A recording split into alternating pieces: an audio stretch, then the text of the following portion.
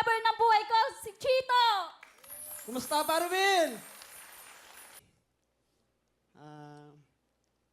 Ang sakripisyo mo ngayon, alam kong sobrang laki. Hindi ko kayang, hindi ko dapat payagan ka na magandang bansa, dapat ako. Pero nandyan na po yan. Huwag ka mag-alala. Huwag mo alalahanin yung mga bata. Nandito lang ako. Lalagaan ko silang mabuti. Mamahalin ko sila. Magpakatatag ka lang, sana, pag nakaalis ka na, sana makatagpo ka ng mabait na amo. Maganda yung bibigay nilang pakikitungo sa iyo para maganda rin po yung trabaho doon. Laging manalangin sa Diyos para mamagabayan ka araw-araw na buhay mo doon sa ibang bansa.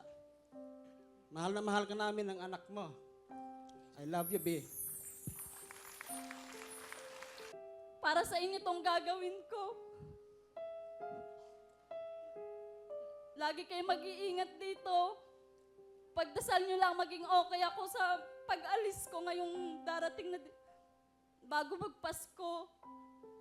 Hindi tayo magkakasama, pero tandaan nyo sa puso't isipan ko, lagi kayong nandito. Mahal na mahal ko kayo.